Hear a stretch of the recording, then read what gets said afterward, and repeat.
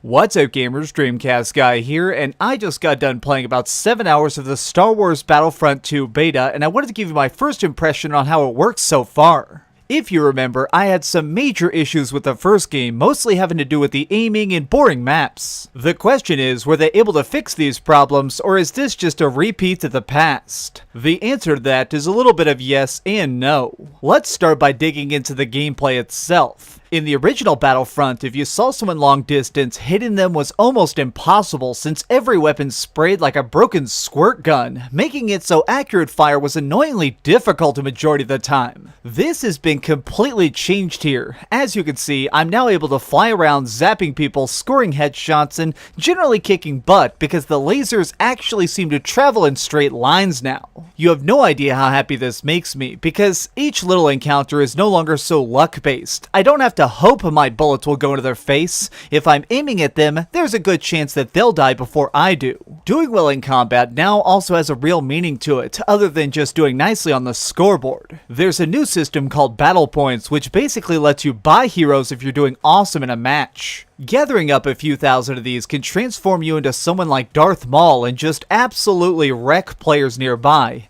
And also, it has the bonus effect of making you move much faster, which means that if you save these up for an important final push, you can really actually sway the outcome. Along with heroes, if you're in a mode that has vehicles, you can spend points to purchase them, teleporting you instantly into one of these to dominate the field. It's great to use these for times like when you're stuck and want to try and break past the enemy defenses with a tank or do some bombing runs in an airship. This works so much better than the incredibly stupid way they handled it in the first game, where becoming heroes or getting into vehicles was simply done by picking up random power-ups laying on the ground. It truly feels like a reward when you get this stuff, and really, if you see a major villain out there chopping up people with a lightsaber, you know that dude is hardcore because he racked up 5,000 points before he even got to use him. Speaking of core changes to gameplay, while the classes are returning and function mostly the same in their jobs, star cards are totally different. Previously, you'd attach them to a character class in order to get a particular bonus like being better at sniping, but in Battlefront 2, these actually replace abilities of a class. Like, for this guy, I decided to give my heavy assaulter a longer range grenade launcher that fires 3 shells before he needed to cool down instead of his default shield. It fundamentally changed how the character itself would play, and finally, it makes it so we have some real control over how we want to play a character beyond just selecting the guns we carry. I do want to point out that upgrades and the original leveling system are back, so don't worry, the overall progression isn't dramatically different. By playing the characters you like most, you're still able to do stuff like make them stronger and become a slightly different character.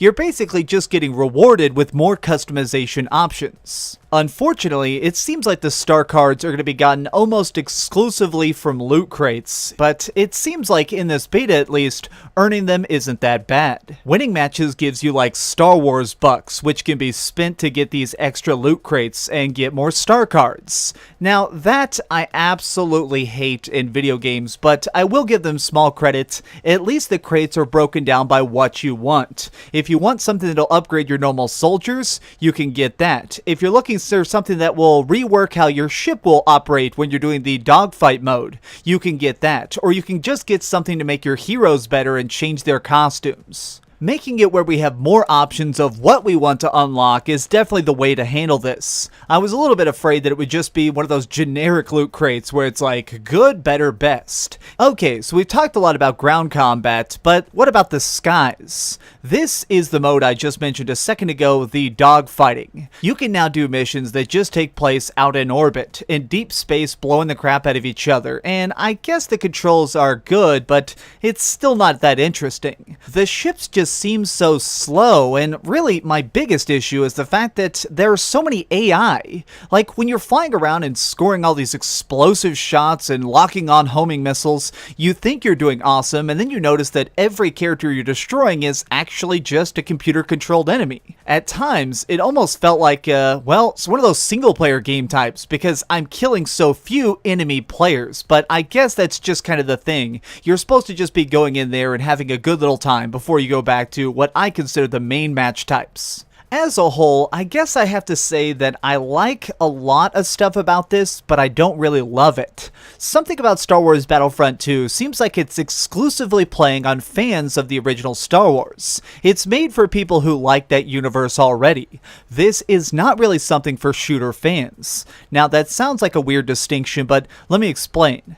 If you're playing Battlefield 1, it's not because you're a fan of World War I. You just like a good, tight shooter with cool upgrades and stuff that constantly makes it feel like you're growing bigger and better.